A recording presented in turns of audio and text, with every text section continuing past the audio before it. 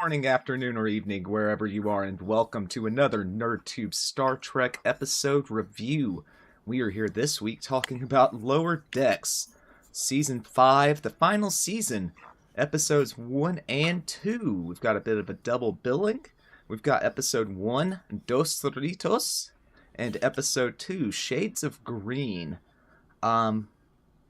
They seem pretty distinct. Not going to treat it as a two-parter. Before we get into all the nuts and bolts, though, I would be remiss to not introduce my co-host. To my right, I have Pirate Zam. How are you, sir? My hearties, and happy Halloween month to you all. Below, we have our special guest, Scarlet's Fire, new to this review. I'm doing well, thank you. Excellent. And to her left is Lord Donkey. Hello, I'm here. How are you doing? Glad to have you. Hanging in there. Good to be back. Aren't we all? Glad to have you back. So, we want to start with some overall impressions. Zam, what were your thoughts of these two episodes? Well, for a start, it was really good to be back with the Cerritos and the crew. I miss this show, and out of all the things that have come from the Kurtzman era, I think this is probably the best. Yeah, it really made me appreciate what a great show this is, and that we're in the final season, and how clever the first two episodes were at the same time with plots and subplots, and even a third subplot to boot. You know, it was usually that third subplot usually gets relegated to Rutherford, but regardless, it's still just such a great show, and I thoroughly enjoyed it, and I'm treasuring every minute I get with these characters before it's over, and I love these first two episodes. Couldn't agree more. Scarlet, overall impressions? I came into this show late and have just really started getting into it, and I'm kind of sad that this is the last season. I really enjoyed these two episodes. They were a lot of fun, and I'm really getting to know the characters. I watched the last season, and this season I'm starting, so it'll be interesting to see where it goes. They're definitely having a journey of character as the series goes on, and that this season seems to be no different. These first two episodes giving us insight into the continued growth of all five of our not quite so lower deckers. And Donkey, your thoughts? I agree with both of you. It was a great coming out swinging for the last season, I think.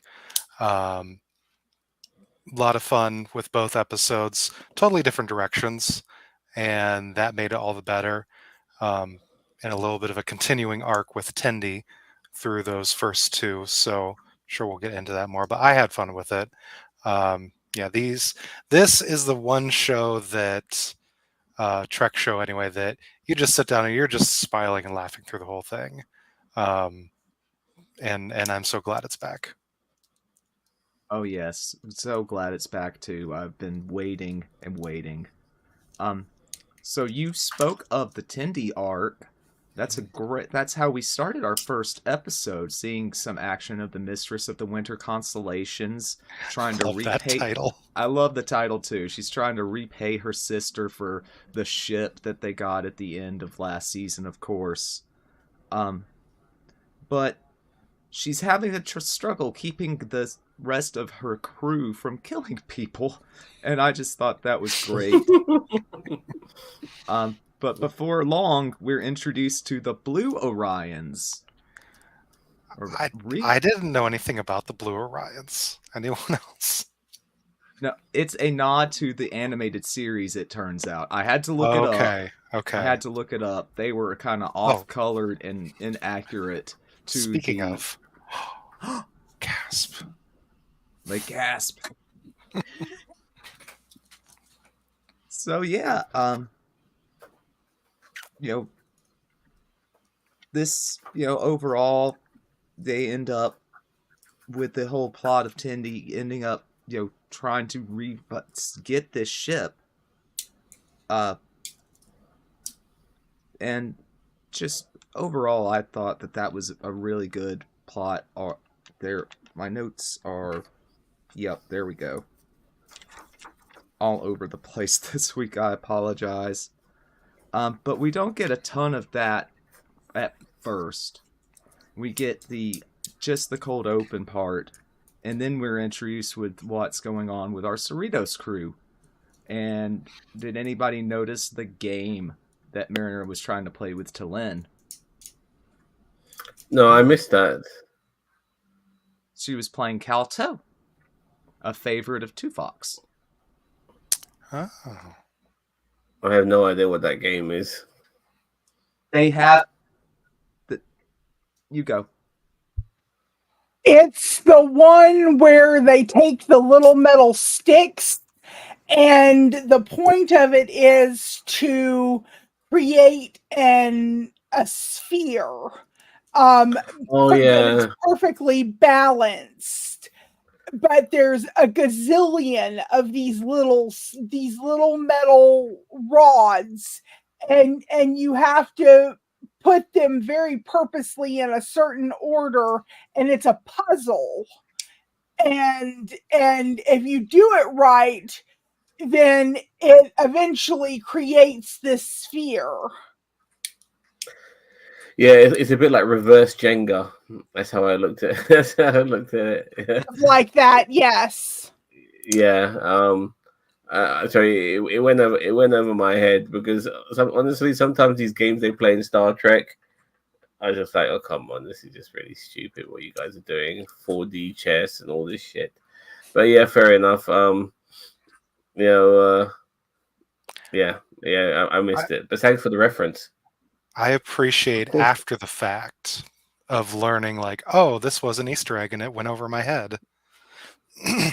Hey, there's our first positive review. If he thinks it's bad, then it's good. Yeah, I think I know he doesn't like Kurtzman Trek, but my God, I think it's quite unanimous when it comes to Lower Decks. Lower Decks is really unanimous. I've only come across a couple of people who don't like it because they think it's nostalgia bait and all of that, and it's just using past. I think Jefferson was one person who doesn't like it because of how it uses the past to reference to make comical references when it comes to Star Trek. But I think that's part of its charm because it's a show, a comical show for people who love Star Trek, which is why those references are there. But you get it, you know. Mm-hmm. Yeah. Anyway, I don't feel like it's nostalgia bait at all. No, my words was wrong. I'm sorry. I wasn't trying to. No, I know you don't mean that it is. I know that's what the detractors kind of say. Yeah. But I couldn't disagree with them more. But we start to see. Yeah. I find the characters annoying. Just poor taste. No accounting for poor taste. Yeah. So we start to see where we're gonna go this season with the character arcs in just this little beginning sequence before the stuff with the fissure starts happening. Rutherford's throwing himself into his work with Tindy not being there. Boimler is struggling with his new, he's got this whole thing with the magazine and not being in it. So a continuation of his desire to climb, but not doing it as fast as he wants to. And more Mariner, just her getting the ensigns to command and more of her uncertainty of how to move forward in that role as well. What do you guys think of the direction of this trajectory they're setting up for these plot lines? I'll start with you, Sam. It's weird in a way because I feel like there's more arc left for these characters, but if it's coming to an end by season 5, I would feel almost it'll be, if for argument's sake, let's say Boimler becomes a lieutenant commander or even commander, that would feel premature.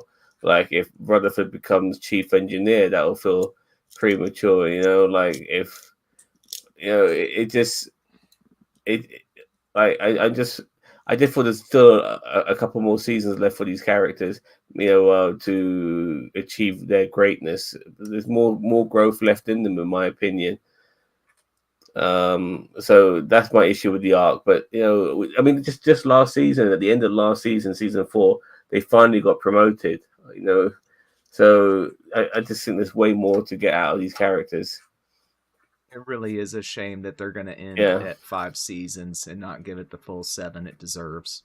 Maybe more. I mean, even 7 feels premature for characters that are just beginning their journey with Starfleet.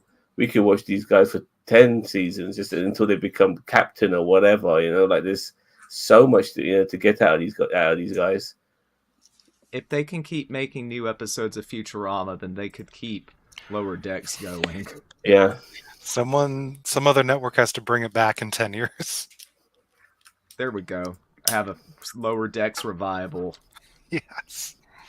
Scarlett, what were your impressions of the trajectory of the character arcs for the season? This is kind of a hard question for me because I haven't seen the whole series. And it makes it more difficult for me to answer because I don't know where they've come from. So I don't know if it's moving too fast or too slow. I think that there is a lot they could do with these characters from here to the end. Just knowing what little I know from last season to this season. But outside of that, I just don't have the knowledge to give a meaningful answer to that. Sorry, probably shouldn't have thrown to you on that one. That's fair enough. It makes sense. Okay. Sorry. Yeah. Donkey?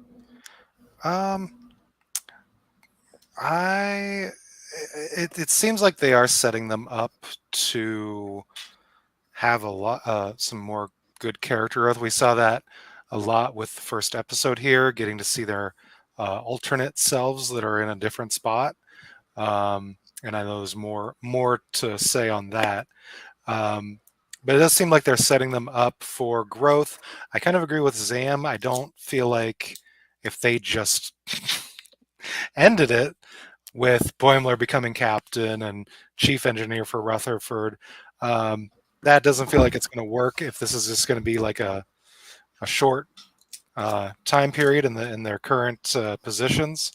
But I can imagine that they'll maybe do a fast forward and look 10 years ahead, 15 something, and show Boimler as captain and everyone in there where they want it to be.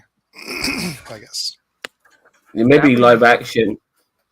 That would be so cool if they'd split to live action in the last episode. That would be awesome. Oh. I mean, apart from maybe Rutherford, I think all the actors and actresses who play the main characters could probably portray their characters on screen. But if we just got Boimler and Mariner, I'd be happy with that.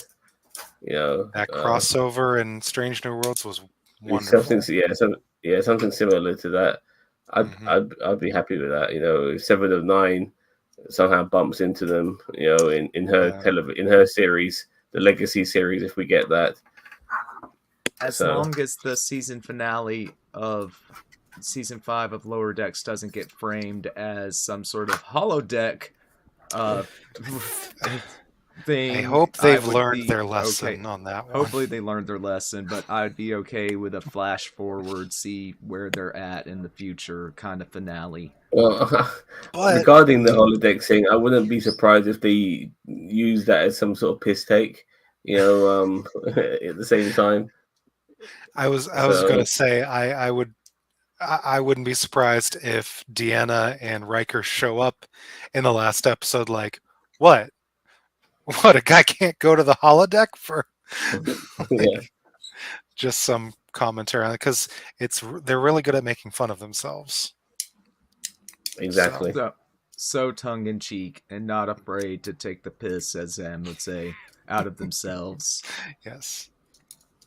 So next we get to the fissure, and they get pulled through and find that they're in a very slightly alternate reality, and kind of vibes of the Farnsworth paradox here for our Futurama fans in the audience.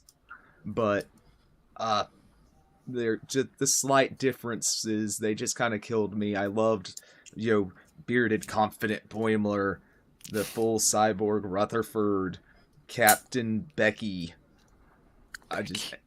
Becky. I'm gonna refer to her as that the whole thing. And Billups was the king. Yeah, that was pretty cool And poor too. Captain Freeman. Captain Freeman, they try to do a fake out, like making us think that she's dead with Ransom's reaction to seeing her, but instead she's just parked at Starbase 80, a fate worse than death. Right. And the effect that it had on all the characters, seeing or hearing about their alternate selves was really interesting. A fun argument breaking out, which universe is the prime one. Reminded me of them naming their universes on the Futurama episode. What was the name of the Cerritos, Vulcan? Bad Cerritos. Oh, you're muted. I thought the cat fight was hilarious. What's the name of It the was Vulcan? ridiculous. The Vulcan, Talin? Yeah, Talin. Because like her character, Fascinating, remarkable. Yeah, like there was hardly any difference. Like there was differences between a lot of the characters, not all of them, but I like the fact that they kind of really noted like her alternative version. Yeah, just as remarkable instead of fascinating. That was it. I loved it. It was just a subtle difference. Mm-hmm. And it's a good joke to have one that's just there's only one difference, and it's one choice of word. One little quirk is the only difference between them. I thought that was a good gag. Yeah. But so what do we think of this premise? Zam? I thought they were doing the time travel thing initially. It was even Freeman mentioned it initially, but no, it was alternative universe. Thank God it wasn't Terran, But but they are obviously jumping in this thing regarding multiverse, which everyone's doing nowadays. And so they did their version of it, where the crew's just a little bit different. Yeah, it would have been interesting to see if some of the characters who are not that successful came across somebody who was less successful than them. Maybe a Boimler who's even worse off than the Boimler who's instead of finding a version of him that's similar to Riker, find a version of him that's not similar at all to like somebody who's like works in sanitation or something like that. That would have been interesting in that particular sense. But yeah, I did like the premise. I've always been a fan of multiverse ever since Sliders. Ever since I watched that show, I've always been a fan of that sort of stuff. Even though Sliders derailed big time once the main characters started to be eliminated from the show, because sorry for going on this tangent, but I want to watch the main four get back home. If they're not getting back home and you're only left with bloody Rembrandt at the end and everyone else is off the screen, then I don't give a damn about the show anymore. So I understand why it got cancelled. But yeah, since that show, I love the premises of parallel universes. Love it. Scarlett? So you mentioned Boimler's other half being like Riker. Did you happen to catch at the end when he was told that he was going to have command that he actually did the Riker maneuver over the chair. I missed that. I missed that I too. cannot be the only one that caught that. I'm gonna have to rewatch it. Oh God, how did I miss that as well? No, I I missed bloody that. watched it twice. So I traditionally am not a fan of the multiverses. They annoy me and piss me off. I think they're stupid, and I have never. You can ask Mage. That has not been my thing. I constantly complain about them and think there is absolutely no point to them whatsoever. This You one know, was done really well. did you ever watch The Flash? And I did not watch The Flash. Their multiverse thing was pretty cool. But anyway, sorry. I apologize, Scarlett. I'll let you get. Let me bring in. Fine. Oh, it's a Cheeto. Well, look It's a who it is. Cheeto. Welcome. You get to On the hear me multiverse. rant about multiverses. Oh, great. Multiverses. Do you Yes. think yourself in another multiverse dimension is also ranting about them or saying how much they love them? Very possibly. That's the part of Who multiverse I knows? love. But go on. Well, and being someone that generally does not like them, especially the one that Zam mentioned that has been done into the damn ground. Sliders.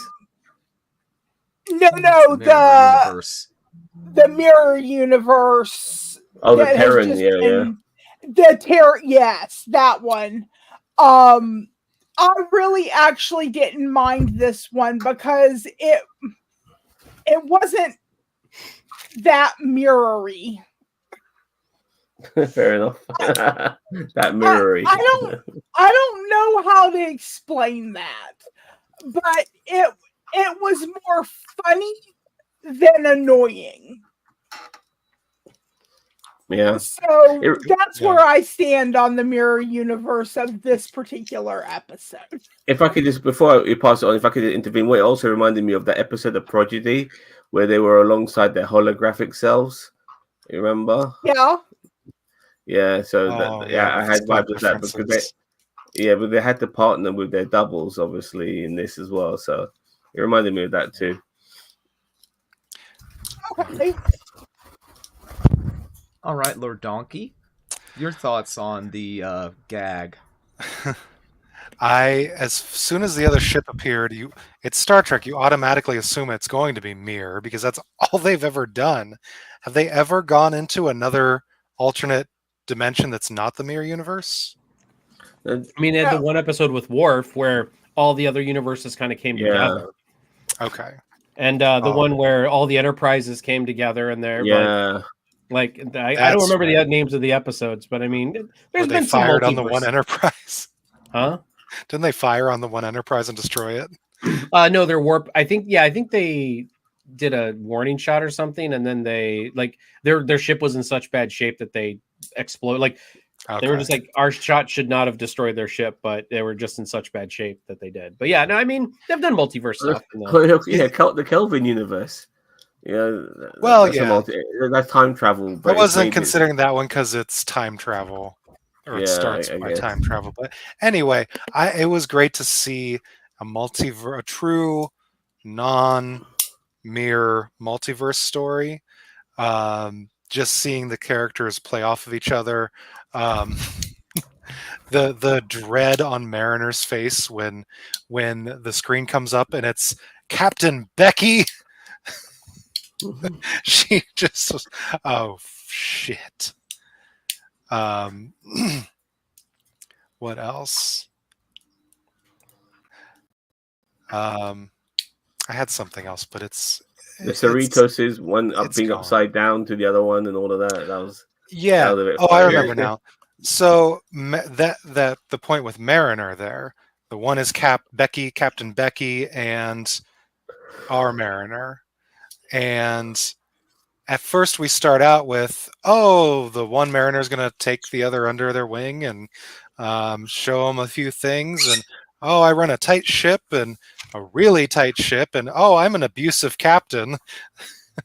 But then at the very end, like they did that so well, and then at the very end they just turn on it and say, oh, Captain Becky wants to go back to her old self and swap places.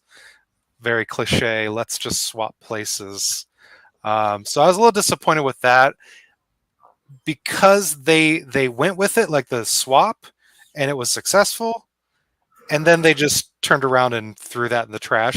It would have been fun to see Captain Becky try to fit in on the other Cerritos, and then see our mariner try to be captain in the other universe.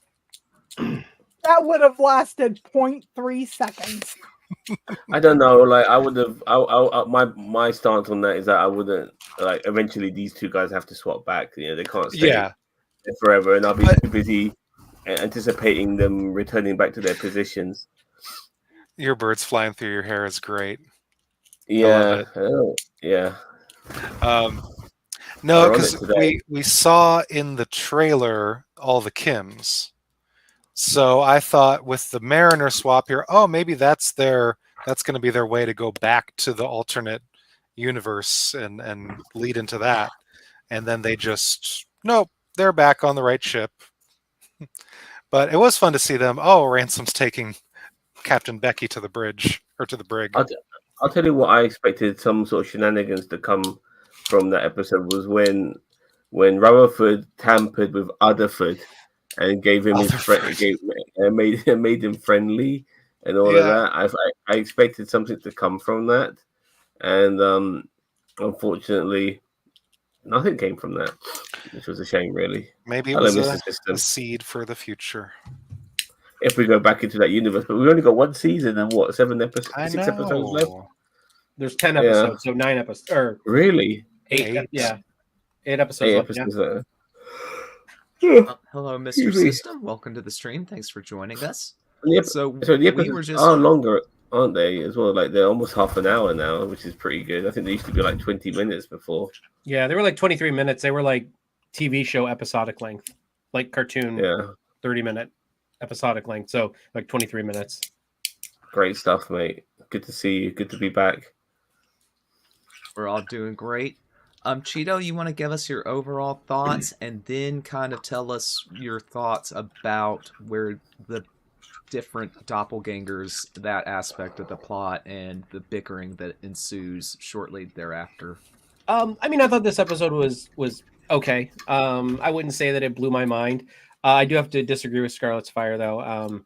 I love the Mirror Universe. I love anytime we go into the Mirror Universe.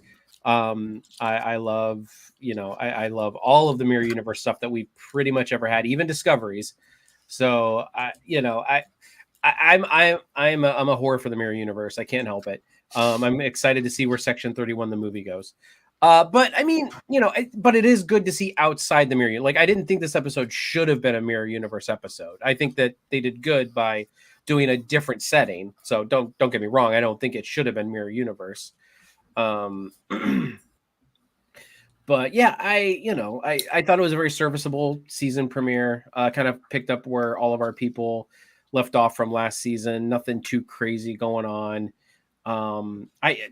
I don't feel like they've really introduced any kind of, like last season and the season before, they had like this overarching storyline going on, like in the background. I don't feel like in these first 2 episodes, I know we haven't talked about the second one yet, but I don't feel like they've started that overarching storyline so far, besides character development. So that's true. I really loved Blemler's, Cool Blemler's, Bearded Blemler. There we go. Or Boimler. I always say it wrong. Riker maneuver outside of the chair. You caught it. Man. I'm like, you and I are the only ones of all of us that caught it. Oh yeah, I saw that. I was like, oh, the Riker maneuver. Like, oh, that's that. And I love when they started arguing about the Prime. Like, oh, who says your universe is the Prime universe? Ours is the Prime universe. And I'm like, oh no. So I thought they were touching each other. I like that. So yeah, it was okay. It was, nothing spectacular, but nothing bad. I don't know if anything really stuck out for me though, other than some of the Tindy stuff. It feels disjointed, but I know why they're doing it, because they're trying to, because obviously the second episode they're trying to bring her back pretty soon. But with the episodic format of this show, it's like I don't think anything is going to last. I did not think that. I think it would be cool if the Beckys were the Mariners were kind of switched for a couple episodes, but at the same time, that's not the format of this show. So I never really thought that was going to happen. The only time we got that really was when Blumler went onto the Titan for a couple episodes in season 2. But I still, as I said, I still didn't think that would last. Season 2? Yeah, that was season 2. Yeah, at the end of season 1, he went to the Titan. I'll say this regarding the subplot, which is to do with Tindy. I picked up straight away that princess girl was Tindy. Straight away, I knew it was her. It sounded like Tindy. It looked like Tindy, but obviously the skin color was different. I knew it was her. I thought that's Tindy. I thought, and then boom, the reveal was there. But I did enjoy the subplot. It was very funny as well regarding those other pirates not wanting to kill people. I mean, initially they wanted to kill people, but then they didn't want to kill people. And then one of them wanted to be an aerobics instructor, and somebody else wanted to be a hairstylist. Kind of reminded me of Don't Mess with the Zohan. When kind of reminded me of Tangled. Yeah, like all the Vikings and all the brutes and the ugly duckling wanted to be all these other things, like wants to be a ceramic unicorn collector or something like that. yeah, exactly. Yeah, the Zohan was the same. Like he was an IDF soldier, but he wanted to be a hairdresser. He wanted to cut hair. Okay, you can't wait for the new Venom movie. Yeah, I'm not too fast, to tell you the truth. I'll watch it, but I watch non-spoiler reviews. I'm not too fussed about seeing it. Although I do like Tom Hardy as Eddie Brock. I really do. Like, even though it's totally character assassination for the comic book, I think that Tom Hardy's Eddie Brock has got a lot of great character in it, in my opinion. Yeah, it's a shame how they treated him in the MCU by just bringing him in and bringing him out. Yeah, I know. I was kind of upset about that, but anyway, back on to it. So yeah, back onto the subplot of Tindy, we can go ahead and use that as a segue to start talking about the second episode, Shades of Green. If you guys would like. Yeah, okay. Which I thought. Are we ranking the episodes, or are we doing them together? I thought we could do some marks at the end, yeah, it sounds right. Come back. Okay, sorry, I know I'm late to the party. I'm sorry, guys. All good. But no, overall, I enjoyed Shades of Green. I like seeing the Tindy Mistress of the Winter Constellation stuff. What were your overall impressions of the episode? I'm gonna let you keep chewing. Cheeto, we'll start with Zam again. I was actually really fascinated about a planet that had decided to get rid of capitalism. Because now they've got replicators and stuff like that. They don't need to make money anymore to survive, and you can see them getting rid of all their possessions, which is to do with wealth. They're burning it, they're shipping it away, all of that.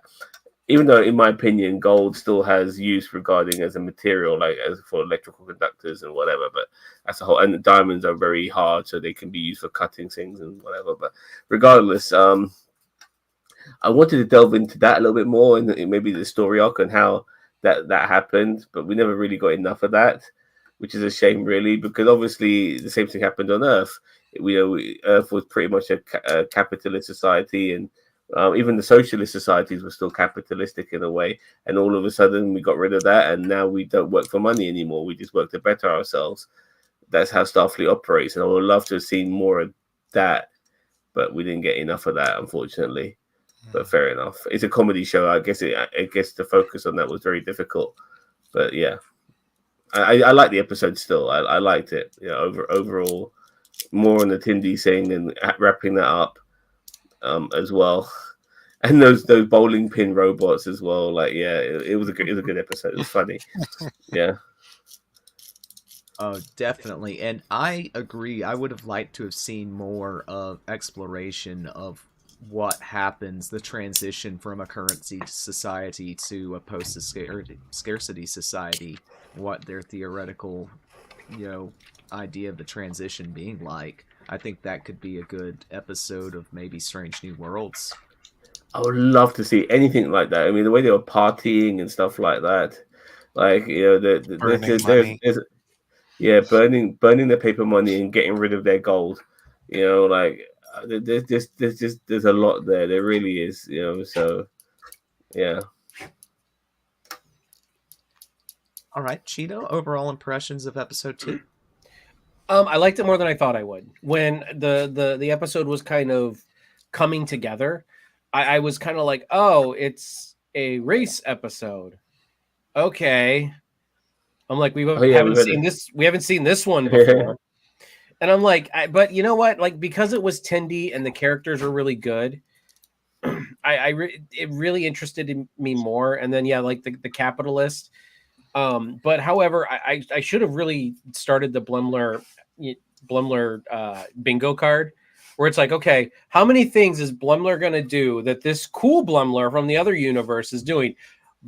Growing a beard would have been like right there on that bingo slot. Like, I how many things, and the what is it, the boints or something like that? Pointers. Pointers. Yeah, like if I could have, I knew exactly when he had that pad with him at the end of episode 1. I was like, he's either going to find something out really shady about that Blemler, why he wasn't so cool, or he's going to try to copy him. So I would have liked, if I could just mention, I would have loved if the fact that he couldn't grow a beard, which is why he's growing a moustache. If something like that was mentioned, that would have been hilarious. What's that on your face? Very funny. Yeah, I didn't, but I did enjoy this episode more than I thought. When the first setup of the first act setup of the episode was going on, I was like, oh no, like this is going to be your stereotypical race episode. Like, like they're gonna the Orions are gonna race, and then and then of course you got Blemler trying to be like super cool lieutenant in charge of some ensigns, and I actually enjoyed it more than I thought. So I was pleasantly surprised. Excellent. Scarlett? I personally like Tindy a lot, so I enjoyed that a good bit of this was about her and her family and the race and the issue between the green people and the blue people. And capitalist society thing. That is cool. And I agree with everybody else that it would have been nice to see a little bit more about that. But because this is a comedy show and that is a more serious issue, I don't see them putting more about that in a comedy show.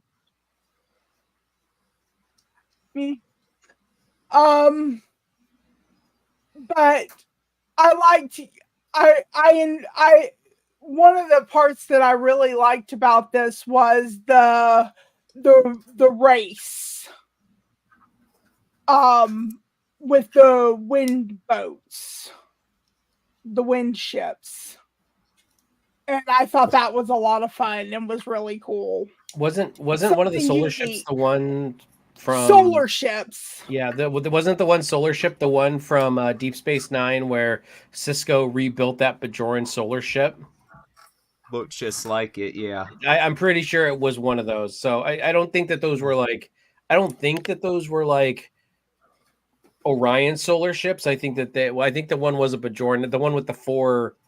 Was it the one that was it the Heroes?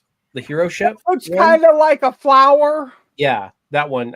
I think that's the one that Cisco made in the one episode. I can't remember the name of it, and I'm so terrible with episode names, but y'all know. take your Trek card away. Yeah. Shouldn't even have it. Strange New Worlds had a remember solar ship everything. in an episode too. Sorry, what were you saying? I think the solar ships are really cool because there's something very different. You know, it's not Explorers. something that you see in everyday Trek. The episode is called Explorers. Okay. So that's kind of where I am on episode 2. All right, and Lord Donkey. Yeah, the race. Yeah, you see. Oh, they're gonna have to race. Like, oh, how are they gonna try to subvert our expectations and make it interesting, kind of thing. They I guess managed to, because there was no winner. They Tendi. I loved seeing Tendi in these 2 episodes struggle between trying to be the pirate and trying to be Starfleet. And the Starfleet got them out of the mess, having landed on that rock. And hooking onto that very convenient asteroid that came by. But no, it was a good way to, like, oh, we fooled you. What you expected to happen didn't happen. Nobody wins. You both get your houses taken, and that's how we get Tendi back. Because at the end of season 4, my thoughts were, oh, they made Tendi go away, but she'll be right back. They're not going to stick her with the Orions for very long. And I like, at least in these 2 episodes, they made some meaningful things happen in the Orion story with Tendi. It makes me think back to the crossover with Strange New Worlds, where, oh, the Orion ship that they fought, oh, it was a science vessel, and Orions are more than just pirates, was the theme at the end of that one. And this is, oh, we found a medical ship that helped to end the big plague 300 years ago. So it's cool to see them continue to try and expand that idea of Orions aren't just pirates, and there's more to them. And one of them wants to be a baker, and one of them wants to be a hairdresser, and so now they don't have their house anymore. It seems like they're homeless but still wealthy, and the rest of them can go and explore what they want. So I did really enjoy that part. The post-capitalism part, oh, I wish we could have a whole series on that idea.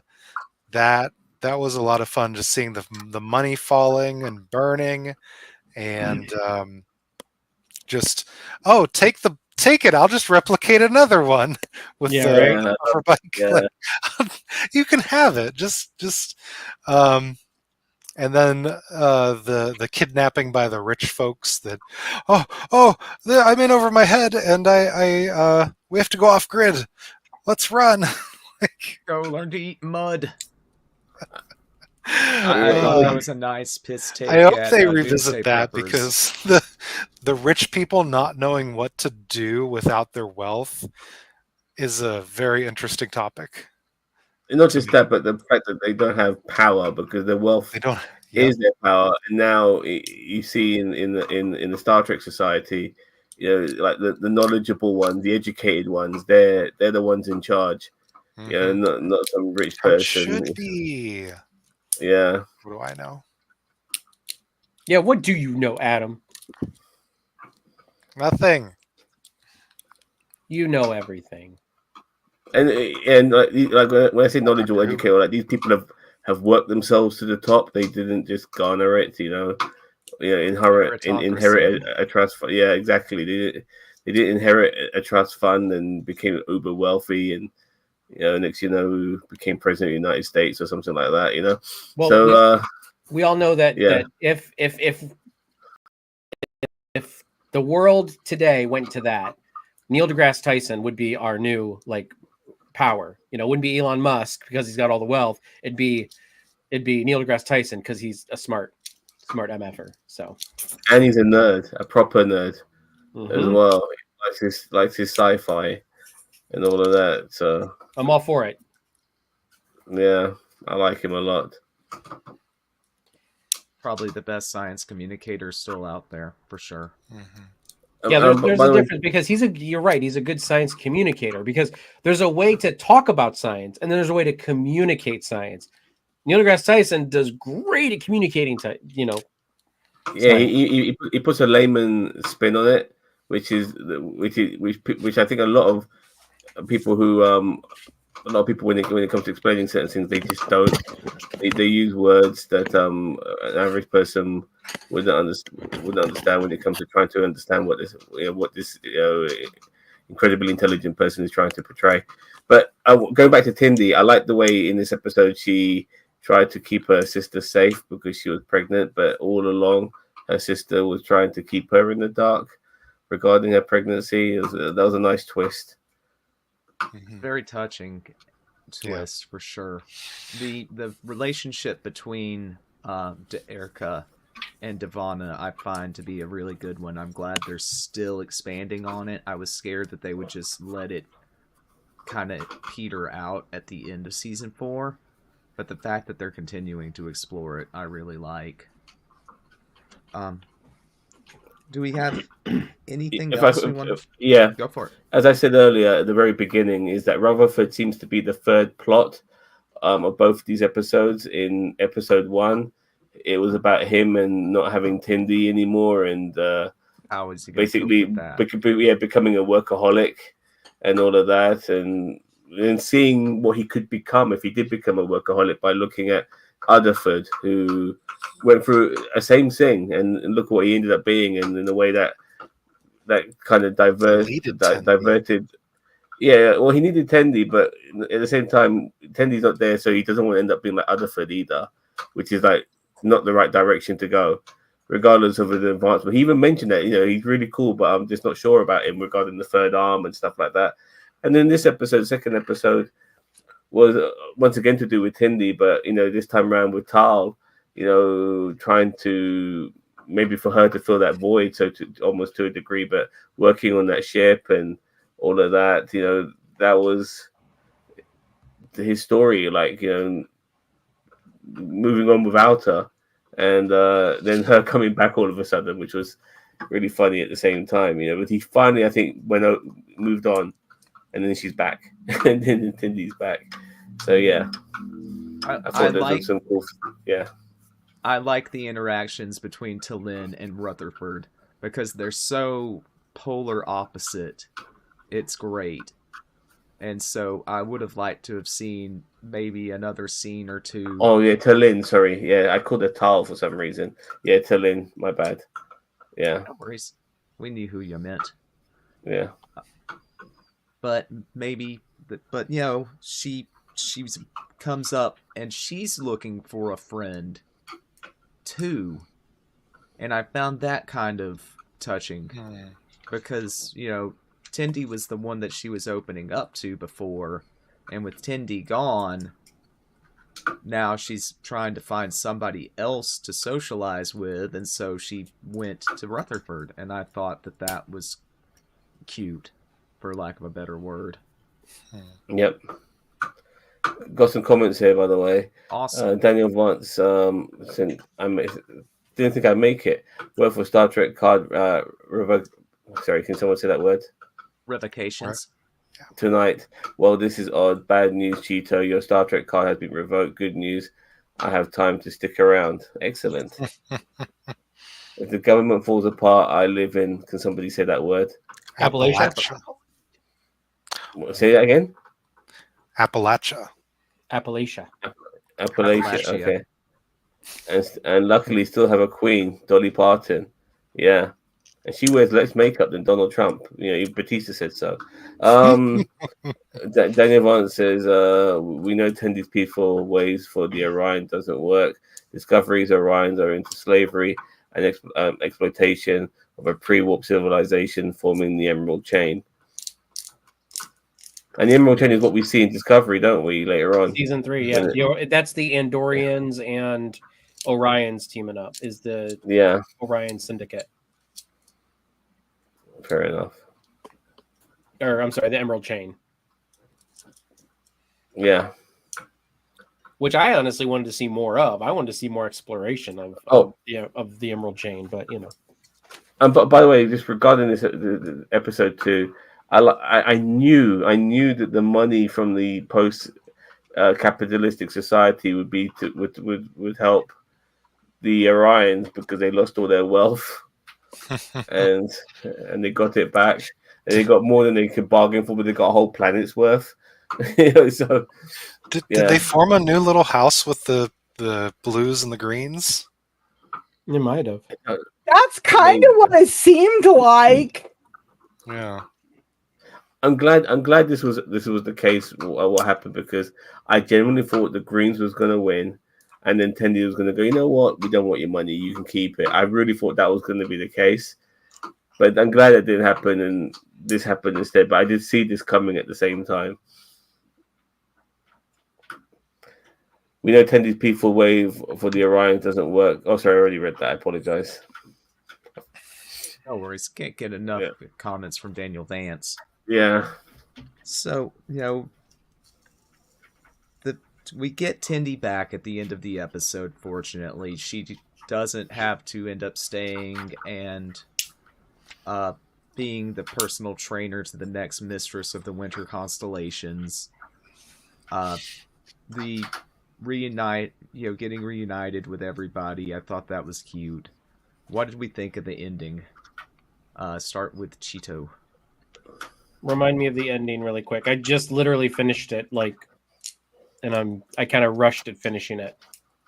Are you talking about them ripping apart the shuttlecraft? They're ripping apart the shuttlecraft, and then everybody, Tendi's back, and everybody heads for the bar.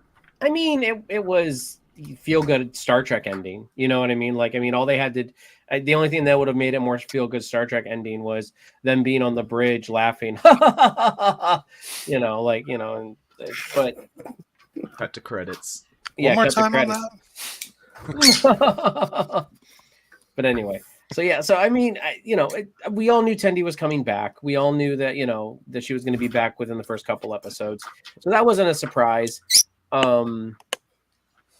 Part of me is like, man, I kind of wish we would have gotten some more of the Orion Syndicate in these episodes. The other part of me is like, well, it's the last season. I want to cram as much in here as possible, with all the characters.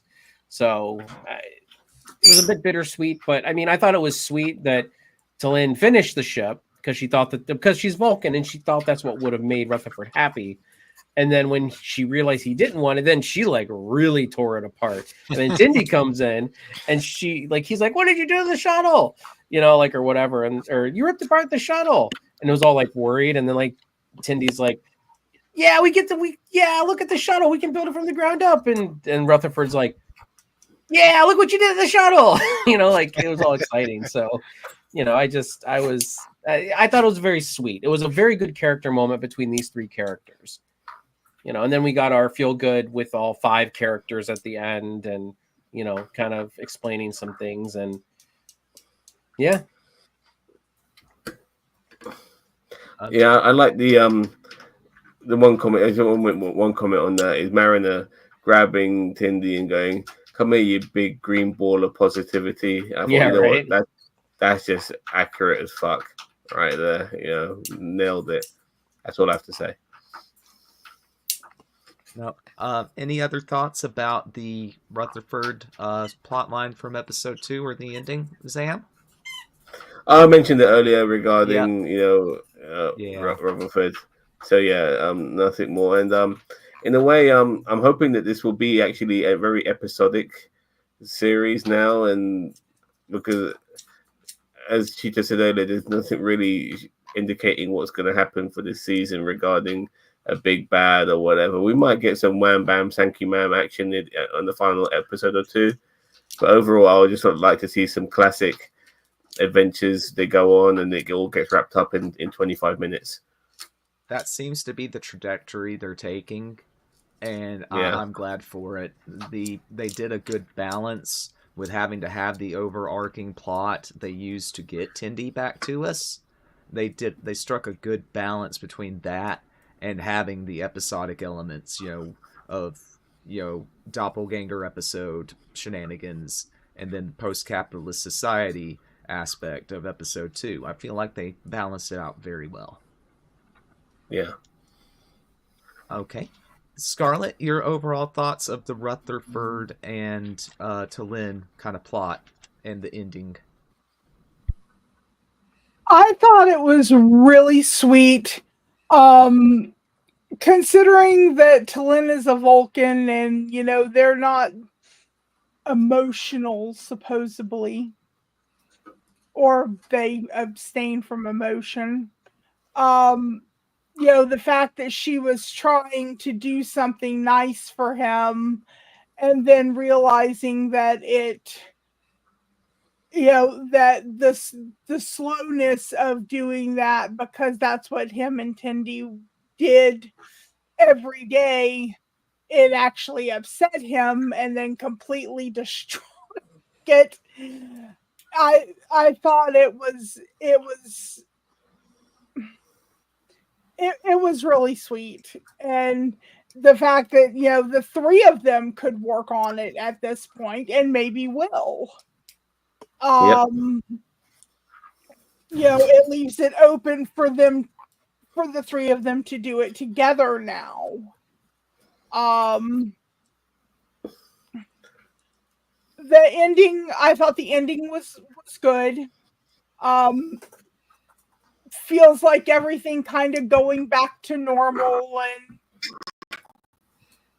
going back to the status quo and getting settled in for things to move along, and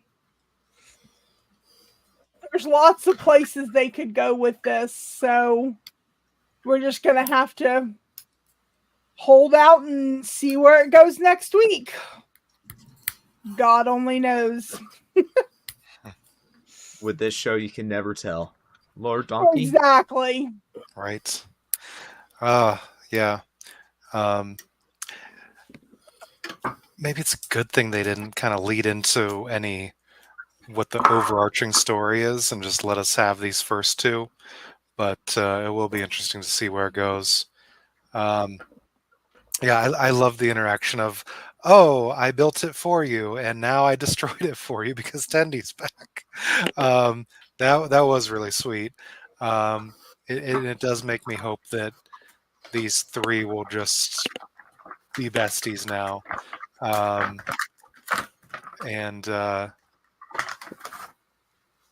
Yeah. No relationships. I don't want any relationships in this final season.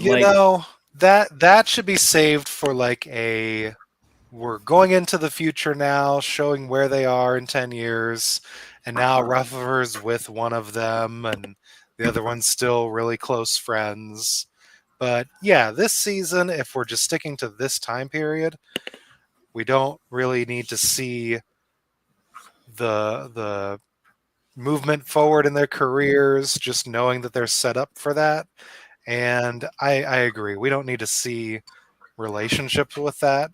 I feel like that's going to be an easy route for them to take, but it doesn't feel like it would be right to. Yeah, I don't mind them having relationships outside of the clique, but I've always said since the beginning, I don't want relation. I didn't mind when Mariner had a relationship with Jennifer. That was fine because Jennifer's not in the core group, but I don't want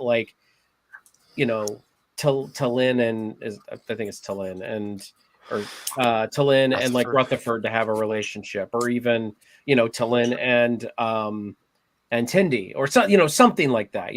I don't want any of the intermingling. They're all going to be all together, the five of them, in a relationship at the end of this.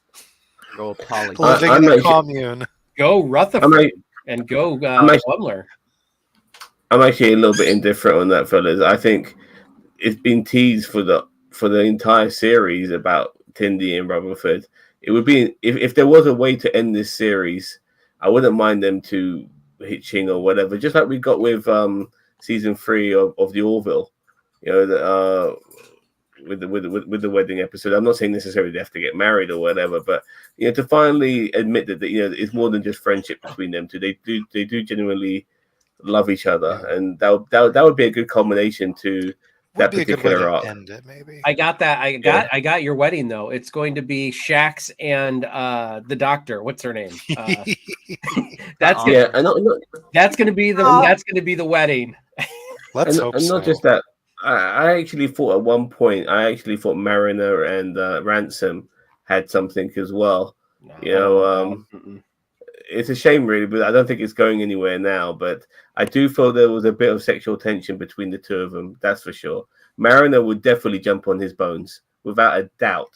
You know what I mean? So, yeah. And when I say bones, I don't mean Leonard McCoy either. All right. Yeah. Okay, so do we want to give it some marks, fellas and lady? Yeah, one quick comment here. Theory, it all ends on the scene with the crew in That would live be action. great. That would be great. I would love to see that. That would be pretty Yeah, cool. that would be pretty awesome. Yeah, that would be pretty cool. All right, let's mark it. Okay, we'll start with Cheeto. To go You just love starting with counterclockwise. me, don't you? I like clockwise. Episode 1, I'm gonna give a 7. Episode 2, I'm gonna give an 8 because I honestly feel episode 2 is better than episode 1, and it might just be the shock factor of I thought it was going to be one thing, like I thought it was gonna be a run in the mill episode, and it kind of didn't turn out to be that. It actually turned out to be really sweet and good. So maybe the shock factor bumped it up to an 8, but I'm doing 1 and 8 or 1 and 8, yeah, 7 and 8. 7 and 8. All right. Pirate Zam? Both episodes get an 8 for me. As I said earlier, it was really nice to get back into the show, which is why I loved episode 1 so much, because I'm with Cheetah now. I think in the Kurtzman era, this is the best Star Trek that has come out of all the stuff that they brought out. It's different. It's funny. It is a comedy show that is made for Star Trek fans, you know, with the references and so on. So I love it. And the good stuff continued with episode 2. Some of the stuff from episode 1 carried over, and then I think it got wrapped up quite nicely as well. And it was just a very heartwarming episode. And there's some funny moments as well. There's guys being dead and then coming back to life, and the robots and all of that stuff. It's just like, yeah, it's just such a really, really clever, funny show that doesn't get enough plaudits, in my opinion. It's brilliant.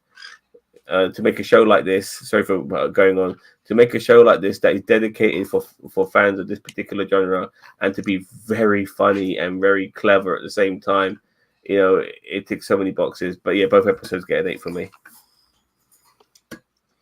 Very good points. Couldn't agree more. Scarlett? Both episodes get a 9 from me. I really enjoyed both of them. I didn't see a whole lot of problems one way or the other with either one of them. From my point of view, yeah, I see the weird look on your face. But I'm not in your head. I really enjoyed them. Excellent. Okay. Lord Donkey? I think I'll go an 8 and then a 9. Like I said, I had a little trouble with Captain Becky just pulling that reverse card at the end after being so upstanding as I'm the strict no nonsense captain. And then they just get put back in their place. So it was almost like that was done for nothing. But still, everything else about that episode, I loved. The quick run into the multiverse, and then the other one, episode 2, just a really good, fun little race they had with Tendi turning to Starfleet to save the day, and bringing her back at the end there was really, really sweet the way they did it. It was thoughtful. I thought, oh no, the Tendi's gone, and now they're just going to throw her back in the first episode. I really almost was afraid that they would just say, "Oh, Tendy's back. How'd that happen?" So like it's good Shax that in they- season 2. yes. I So I hated was that. a That little, was I was a little afraid they were Yeah, going to do something like that. So I was glad they put some thought into it and let her have her little arc with the Orions to come back. Agreed. I think they used an appropriate amount of time. They could have went shorter or longer with it, but I think they hit the nail on the head with the amount of time she was gone and Yeah. before coming back and restoring the status quo. Which that's one of my big pros for these episodes. I'm gonna go ahead and give both of them a 9 as well. I thought the pacing was good. I was cracking up the entire time. Easter eggs as usual. Just I see the gripe about the ending of episode 1 feeling a little rushed, happening a little quick, but it was already a long episode at that point. But I might give it a 10 if it didn't smack so much of Crisis on Infinite Excaliburs to a degree. I'm not sure if you guys saw Joshua's meme, but I did. a little close. A little close. I think the writers might be checking out fan films from time to time. But yeah, for sure. different enough to not be straight up plagiarism, but definitely possible that the idea was lifted. Who knows? So yeah, that's 9s from me. I want to thank everybody. I want to thank my co-hosts, Cheeto, Pirate Zam, Lord Donkey, and Scarlet Spire. I want to thank our chatters, Mr. System, Rick B, Daniel Vance. I want to thank anybody who comes along on the VOD. What else do we have coming down the line? Ooh, closer to at Rick B than all of you. 5 for episode 1 and a 4 for episode He's 2. not a fan, I think. To the brig! To the brig, Yes. Daniel Vance. Wow, that is really low. Why so low? Rick or Daniel Vance. Well, Rick B is not a fan of anything Kurtzman. He will not admit anything for Kurtzman is anything other than a 0 because he's that. I don't even want to say. Daniel Vance though he's not a huge fan of Lower Decks. I know that from the past. So unfortunately, yeah. And I mean, we have Jefferson from Beyond Trek podcast, who's been on our channel numerous times. He's also not a fan of Lower Decks. Yeah. And these people are entitled to be wrong. It's okay, like. Mm-hmm. You're muted. You muted, Mage. Am I? No, you're not muted. I was muted so that we don't echo. Okay. Say something, Mage. No, we can't hear you.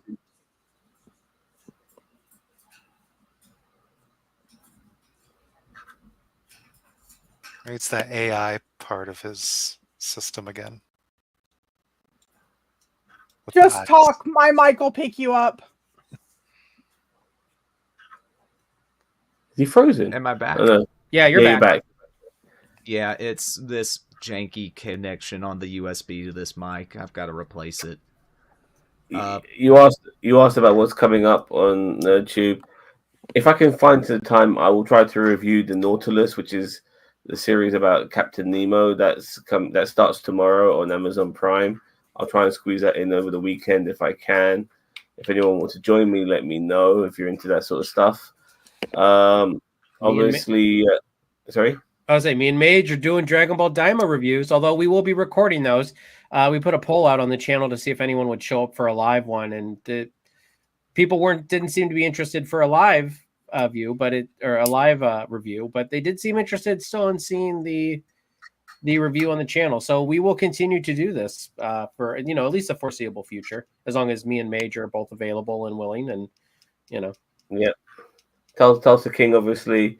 And I think next week will be the final episode of the Agatha Harkness series. Yeah, the final two So- episodes. Actually, big reveals this week. This week's episode of Agatha was so freaking good. I'm not going to spoil anything, but I'm just saying it was really, I'm gonna really watch freaking that good. right after. It is so. This week's episode is so good. Like, I've not really been impressed so far, like really that much. But like this episode, like wow, I was like, holy crap.